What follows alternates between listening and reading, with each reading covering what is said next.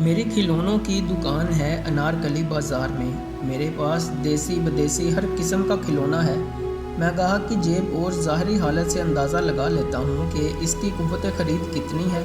मेरे पास 100 रुपये से लेकर हज़ारों रुपए वाले भी खिलौने हैं। काफ़ी दिनों से मैं ये नोट कर रहा था कि कोई मुसलसल मेरी दुकान की निगरानी कर रहा है। मुझे शक हुआ कि कहीं कोई चोर तो मेरी दुकान की रेकी नहीं कर रहा।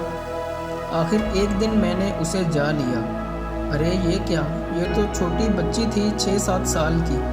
हल्के गुलाबी और नीले रंग के फटे हुए फ्राक और पजामे से मालूम हो गया कि कोई फ़कीरनी थी। मैंने उसे डांट कर पूछा, ओए तू मेरी दुकान में कब घुसी?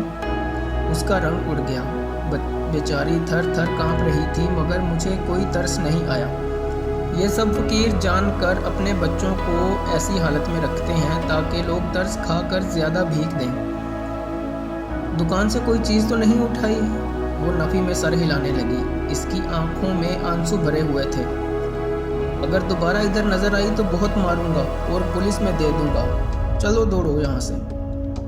दुकान में ग्राहकों की मौजूदगी की वजह से मैंने उसे धक्के देने से गुरेज किया। वो मासूम बच्ची दौड़ती हुई मेरी दुकान से बाहर निकल गई। चोर होते हैं जी, दुकानों में घुसकर दुकानों का सारा हाल मालूम करते हैं, फिर इनके बड़े दुकान लूट लेते हैं। मेरी दुकान में खड़ी बेगमात ने मेरी हाँ में हाँ मिलाई। अगले दिन मैंने जब दुकान खोली तो वो दुकान के बाहर खड़ी थी और शोकेस में लगे खिलौनों को देख रही थी। तू फिर आ गई? साहब जी, मैंने सुनी अनसुनी कर दी। एक खिलौना किन्ने दा है? उसने पंजाबी में पूछा। मैंने उसे जवाब ना दिया। वो फिर बोली, साहब जी तू इधर से जाती है कि नहीं? मैंने उसे बाजू से पकड़कर पीछे धकेला। गंदे हाथ ना लगा शीशे को। वो जोर का झटका लगने से गिर गई। कमज़ोर सी तो थी। ओ वाला खिलौना किन्ने दा है? अब की बार उसने दूर से इशारा किया। मैंने उसे भगाने के लिए रकम 3 गुना बनाई। 20,000 रुपये का, यानी 20,000 रुपये का। ये इंसानी फितरत है कि गरीब को इसकी गरीबी का एहसास दिलाने और अपनी बर्तरी साबित करने के लिए हम अमीर लोग अक्सर अपनी कम कीमत अशिया की कीमत भी ज़्यादा बताते हैं। वो डॉल हाउस के बारे में पूछ रही थी। रकम सुनकर उसे समझ ही ना आई कि 20,000 कितने होते हैं। दूर खड़ी रही।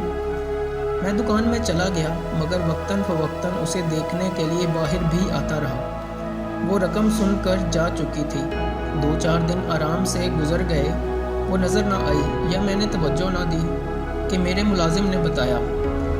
मैं जब दोपहर थोड़ी देर आराम के लिए घर जाता हूँ तो कोई बच्ची शोकेस के बाहर बैठकर ख्यालों में डॉल हाउस के साथ खेलती है और मुझे आता देखकर भाग जाती है। अच्छा, अगले दिन मैं घर जाने की बजाय सामने वाली दुकान में जाकर बैठ गया। वो मुकर्ररा वक़्त पर आई और शोकेस के बाहर बैठकर इसने पहले इधर उधर देखा, फिर इशारों से कभी डॉल हाउस में मौजूद चीज़ों की जगह बदलती, गुड़िया को ऊपर नीचे रखती। इसी तरह खेलते खेलते इसे मेरे आने का एहसास हुआ और वो भाग गई। वक्त गुजरता गया। वो अब भी आती और खेल कर चली जाती। मुझे ये खेल खेलना अच्छा लगा। कभी चाहता इसे खिलौना दे दूं, मगर फिर मैं इस खेल से महरूम हो जाता, या फिर मुझ में इतनी अखलाकी जुर्रत नहीं थी कि मैं इतना महंगा खिलौना एक फ़कीरनी को दे देता।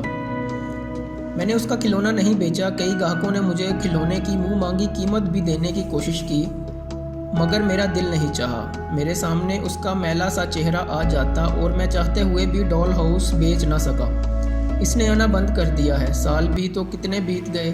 मेरे बेटे ने डॉल हाउस को शोकेस से हटाने के लिए कहा तो मैंने हटाने नहीं दिया। हो सकता है वो आए, मगर अब तो वो बड़ी हो गई होगी। एहसास नदामत जीने नहीं देता। काश मैं उसे डॉल हाउस दे देता। इसे ढूंढने के लिए कच्ची बस्ती भी गया। वहाँ तो सबकी शक्लें एक जैसी हैं, वही गंदे मैले चेहरे और फटे पुराने कपड़े। मगर फिर एक दिन वो आ गई। मेरी दुकान में एक नौजवान लड़की दाखिल हुई, साथ उसका मुलाजिम भी था। ये गुड़िया घर मुझे ख़रीदना है, वो बोली। 20,000 इकट्ठे करने में बहुत टाइम लग गया मुझे, पर शुक्र है तुमने इसे बेचा नहीं। इसने गमज़दा मुस्कुराहट के साथ ये जुमला बोला। ڈول ہاؤس بک چکا تھا اور قیمت تھی میری تا حیات احساس ندامت۔